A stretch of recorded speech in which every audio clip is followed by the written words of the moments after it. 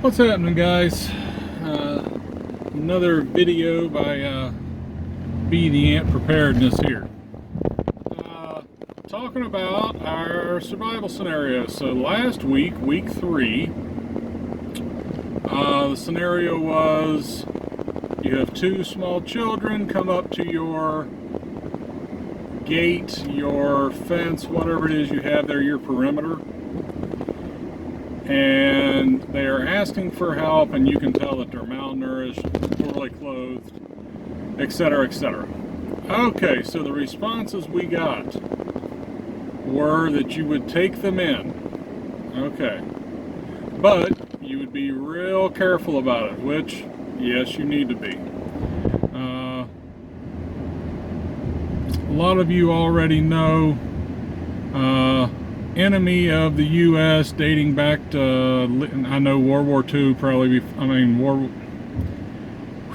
the Vietnam War, okay, there we go. And I'm sure other wars before that, I just haven't heard. And the war on terror, the bad guys would send women and children in with, explosives strapped to them or anything else. So you got to watch out for that. Also, they would send women and children in to talk with the good guys and try to find out any weaknesses and all that, areas where the bad guys can infiltrate. So, if this has already been happening, it's, it will happen in SHTF as well, right? So, my recommendation, if you choose to take them in, you need to have an area designated as where they will go. And I don't want to call it a holding facility because that's going to sound bad, but just a secure area. How about that? And you'll make sure that they're fed and they're taken care of and all that. But I'm going to say you're going to want to leave them in that secured area for a little while. Okay, if they start asking questions that they don't need to know the answer to, any of that sort of thing, be careful. Even before you let them in, if it's July and they've got a big old poofy coat on, you might want to ask them to remove the coat before you even get close to them, right? Like I've said before in other videos, guys, the depravity of man is a bottomless pit. Okay, we don't even know what we're going to see, and that's, to say the least, very sad. So you can't expect anything to be a certain way. Anybody that comes to your gates, you have to treat with suspicion. I don't care who it is. I don't care if it's your long lost cousin or your good buddy from work. I don't care. Everybody, you need to have some sort of protocol in place to, if you bring people inside the fence, inside the gate, whatever it is, inside your perimeter, there needs to be a designated place away from everybody else, definitely away from, that's not in hearing distance of, if you've got a command area, whatever it is you want to call it, okay? So just be cognizant of that. That might very well be just 2 little kids that need your help, but it might be that the bad guys got their mommy tied up and they told the kids, you go do this, or your mommy's, So anyway, thank you to the people that commented. I appreciate it. And on to this week's scenario. We all do the preparedness thing. We try to have stockpiles of this, stockpiles of that. If we're being honest with ourselves, there are going to be holes in our preps that we don't even know about right now.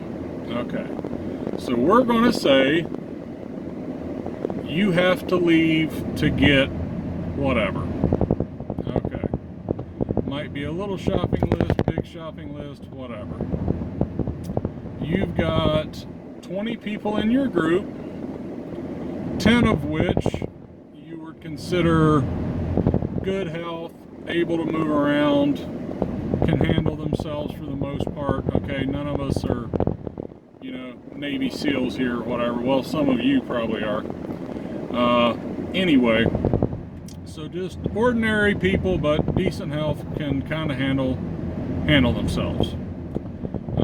Need to figure out how many people you're going to send, how many people you're going to leave. And you've got a choice of, let's say, 3 different areas where whatever it is you're looking for, you're pretty sure you can find it. Okay. Area 1 is the closest. It's like 5 miles out. But even before things went to poo, it wasn't the greatest of areas. Okay.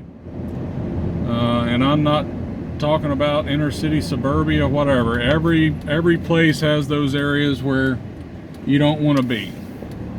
So anyway, pretty sure that this area will have it, 5 miles away, but it was hairy before, and you haven't got any news reports of what it's like.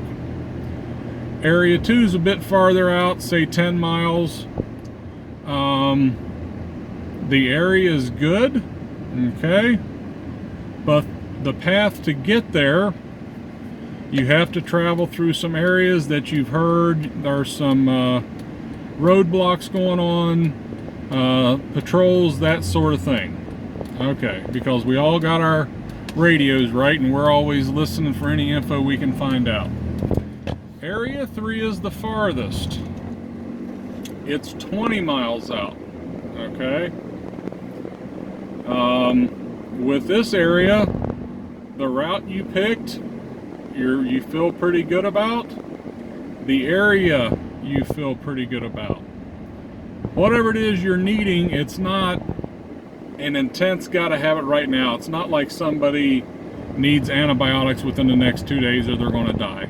Okay, so it can take a couple days. So, which area do you pick?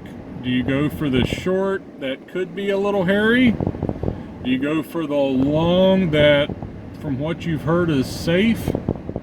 Do you go to the medium one where the area is good, but in between you and it, there's some questionable areas? So yeah, how many do you send? How many do you leave behind? And which area do you pick? And you know what, do you want to, you know what, here's a good one to add. What supplies are you going to send with that scavenging group, whatever you want to call it? What are they going to have on them? You know what, that might get some good responses, probably some lengthy ones. This will let us know where everybody's thinking there.